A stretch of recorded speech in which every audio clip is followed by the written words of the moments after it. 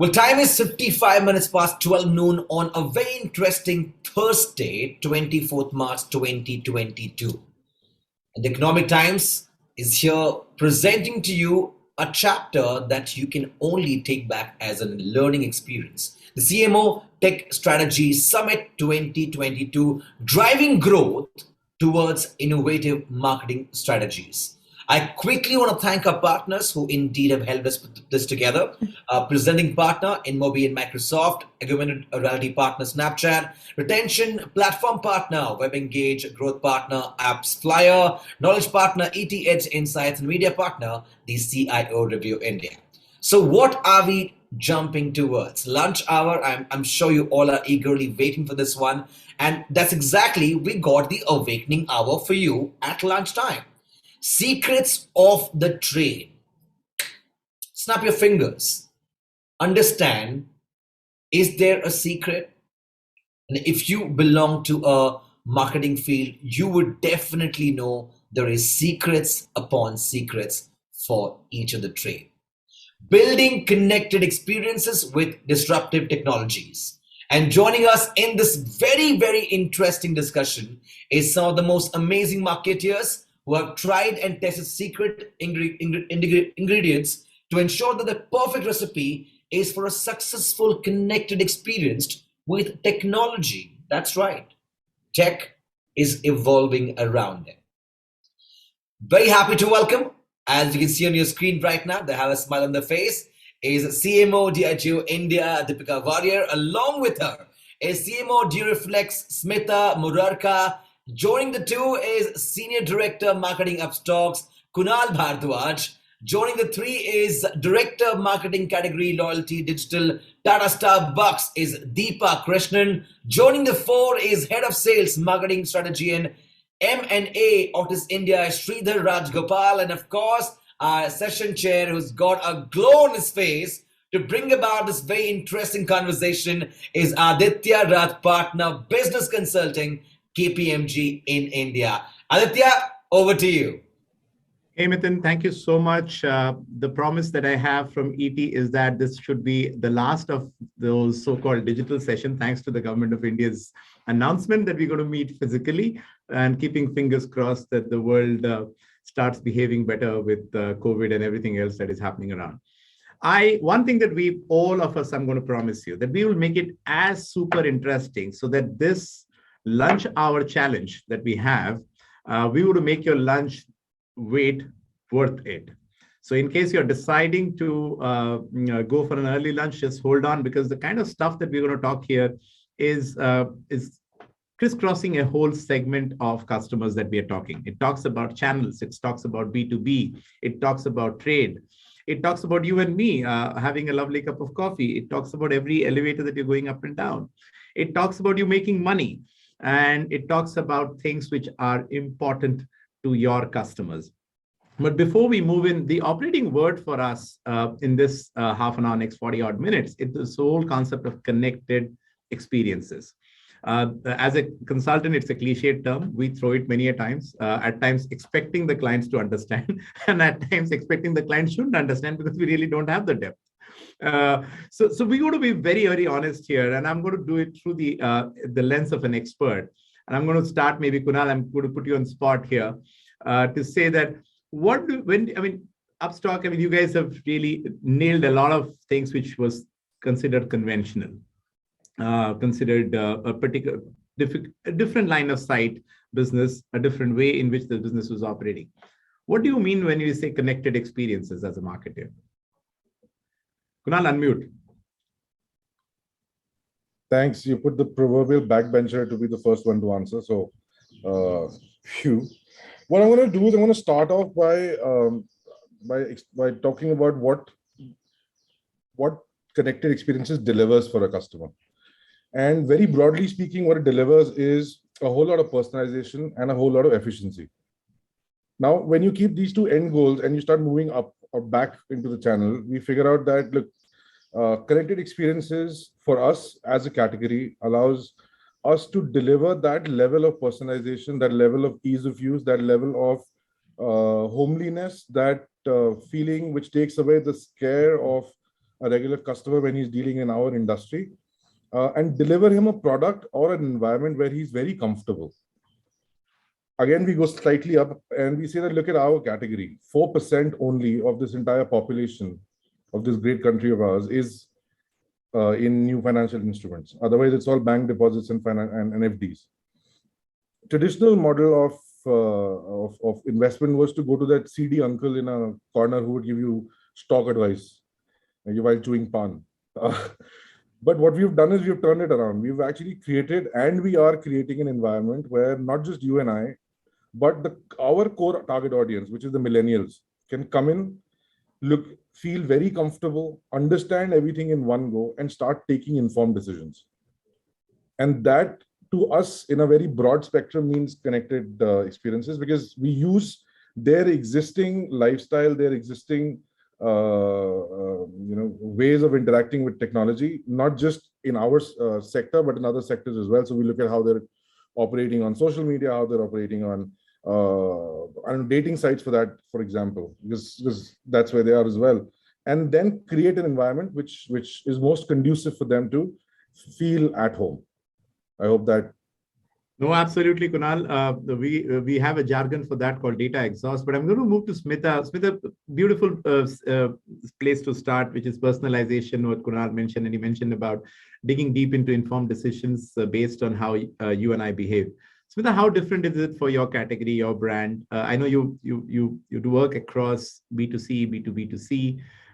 Channels are extremely critical. The high street, the kind of customers who walk into your stores.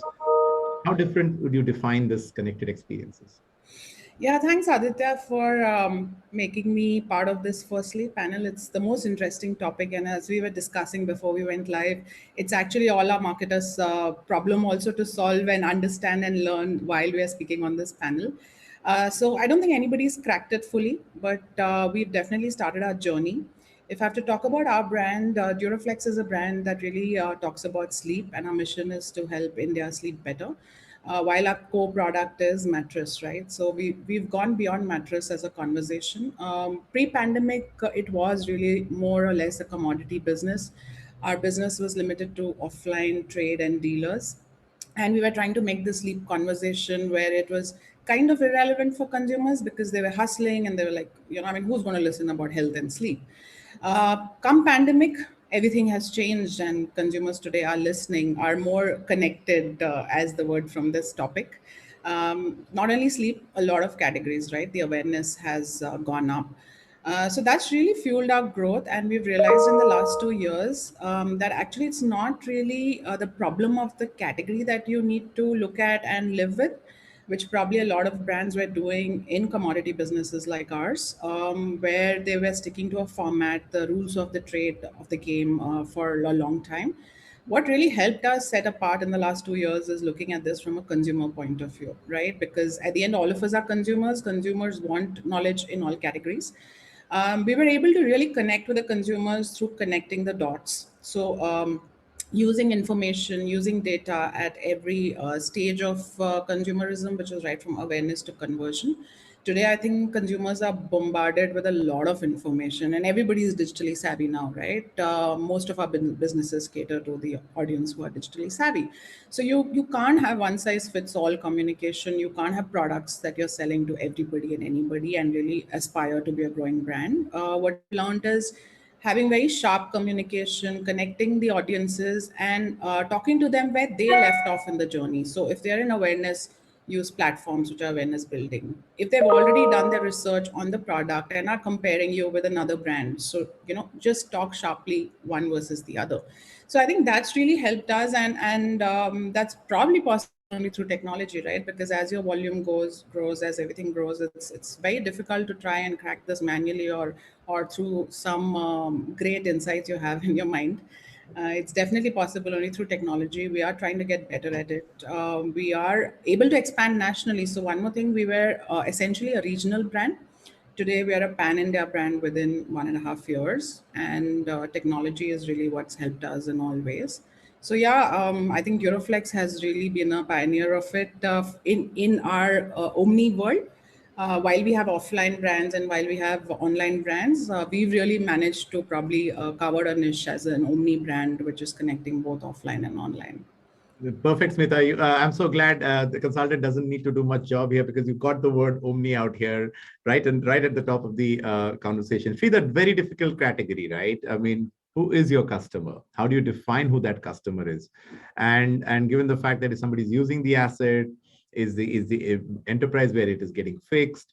And when you bring in these jargons, which is connected experiences, innovative strategies in marketing, what does it mean for your brand?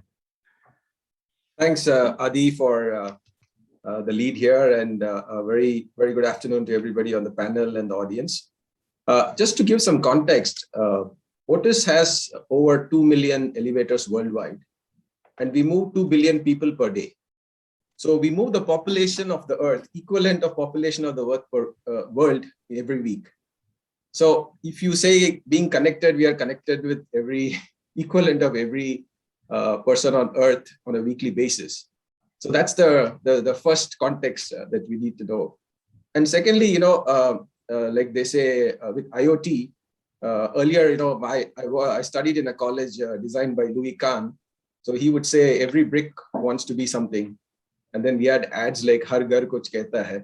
So now we put an IoT device on an elevator, it starts talking to us. Now that's a problem to deal with because suddenly the machines have personalities, some are high maintenance and some are high performing and so on and so forth. So in a way with IoT, so that's the first side of connected experience is that now right from, I think from a vending machine, which is I would say a bit of a cosmetic connected experience, when the coffee is over. But when you talk of an elevator, we know when an elevator is stuck, if there's a passenger inside, it is stuck and can deliver a rapid response before the building can even respond to it. So we are talking about a connected experience from a product side. And once we connect, and imagine like a NASA control room, I have like 15 TV screens and all the elevators in India are moving on those screens and we know which one is stuck and we can respond rapidly. So that's the first side of connected experience. And it is going to significantly revolutionize remote elevator maintenance and the uptime of elevators and how people experience elevators. So that's one side of the story. Now you come to the customer connected side. A typical customer is in an elevator. We want him to spend least time in the elevator. Unfortunately, that is our target. 60 seconds is tops, but we want the person to enter and exit comfortably in under 30 seconds. And so when you have that reverse experience as the goal, it's a very different game, the way we do. So what we are doing now is to get into the mobile phones of people. So you can today call an elevator with your mobile phone using a Bluetooth technology or choose the phone. And they say to get into the heart of a customer, you have to get into the mobile phone first before you can reach there. So that's the connected side where we have an elevator app by which people can call a lift. If you want a lift for only one person, you can do that also, like a VIP service in a building. So a little bit like a cab hail service, right? You choose the car that you want. So same thing can be customized here, although for a 30-second ride experience. So for us, connected is in two sides. One is the asset itself is a safety critical. If I put a glass floor on an elevator, nobody will step into it, right? You're looking at a 30 feet drop. So it's a high safety equipment which people kind of take for granted. So we are getting that connected and making it safer, and also reaching to people through an experience of how they call the lift. And within the lift also, we can step up the entertainment and customization through LCD screens, telling them of what events are going on in the office or the building. So that's the direction we are taking. Perfect, Sridhar. This is amazing to know, and I'll share some stories as we go in. Deepa, I love it, and everybody else loves it. We don't need to define what you do and how important is the brand to all of us. It's pioneered a lot in the advanced countries. It came into India pretty much at a time when we were still grappling with our taste of whether we should pay that much for coffee. I'm going to make it a little bit complicated, Deepa, for you, so pardon me for that. But because of the brand and the pull that you have, when you already have an iconic brand, next to you, and your day zero is almost like year 10 for another brand, because the day zero has a global repute. So when you bring in a brand like that to a country, and then the pandemic hits, and you see a lot of what you do is now delivery based, which is through the aggregator services and stuff like that. So how important is the whole brand identity while you create your own connected ecosystem? And it is mostly a more advanced question to you, because I'm not going to ask Starbucks the question of what connected experiences are. No, completely appreciate it. Let me start by saying welcome to Starbucks. And I actually want to go back to what our brand mission is, which is to inspire and nurture the human spirit, one person, one cup, one neighborhood at a time. And in that spirit is rooted everything that we do. I think the question that you asked is very relevant, especially for a brand like Starbucks, because we have pioneered the concept of the third place, which is that place away from your home and office, which is our stores, where you can be the best version of yourselves, but it was rooted in a physical space. And then when something like COVID happens, we had to, of course, transition and make sure that we're also very relevant in the fourth place, or the digital, but at the same time, not lose what our brand ethos is all about, which is really about connection, which is about, inspiring the human spirit. So a couple of things which happened was, once we you talked about connected consumers, etc. Very clear that you have to be where the consumer wants you to be, and in the way he or she likes you to be present. So some of the changes we made were, we amped up our presence on delivery. To give you some numbers, delivery contributed between 4 to 5% of our top line sales before COVID. Today it stands at 15%. However, our dine-in numbers have been super strong as well, because many times we forget that in a digital world also, customers value that human connection. So the joy of just going to a Starbucks and sitting ideating, maybe for a consultant like you, working on your next pitch or project, is irreplaceable. But having said that, our strengthening in the fourth place happened by our focus on delivery, by our focus on e-commerce. We started subscription models where you could get your favorite coffee, and I hope you're having a Starbucks at home delivered to you, the whole bean or the ground coffee, contactless ordering, etc. So it was really important for us to make that transition. I must add over here that when we did that transition, we made sure that we didn't lose the spirit of connection. So even when we, did stuff on delivery, we would send out special notes to customers, asking them to stay safe, etc., because they couldn't come to the store, but there was nothing stopping us from sending a personalized message to customers. It also meant we had to rejig some of our product offerings and make them more friendly for at-home consumption. So, delivering coffee at home is case in point, or launching 1 liter beverages, which you could have with your friends and family. So yes, maybe it's easier for iconic brands, but I would probably say, and put it back at you, saying it's probably difficult at a time like this when your brand is rooted in third place experience, and then how do you make that transition? For us, it's been a fantastic learning opportunity. And today we're making huge investments for the next 5-10 years on our digital assets, and we want to be where the customer, wants us to be. Wow, that's absolutely wonderful to get Deepika in the perfect timing, because Deepika, where you come from, it's not as straightforward as it looks. I won't say it's regulated, but there's obviously a very, very strong line of what you can do, cannot do from where you're playing. And in one extreme, you're using devices and technology around the devices. You're using journeys. We're using the moment of truth, and we're creating the alternate experiences. Deepika, how does it build up when we say you really want to connect your customer experiences across where they're consuming your products, or where they're buying your products, or at their home? How different or how challenging is it for you? Thanks. It's a great question, Aditya. And first of all, hello, everyone, and thanks for having me on this panel. And great to listen to all these perspectives and some really goosebumpy quotes, which I'm going to carry away. Every brick has a story. Is that what you said? We'll come back to that, I guess. It's beautiful. But coming back, and I think it's great that everyone started off with the purpose of their organizations. And to your point, Aditya, I think, we pull back. Yes, we do operate in a very, very regulated, and the regulation is as much external, but we also, obviously because of the industry that we operate in, also have a huge amount of self-regulation.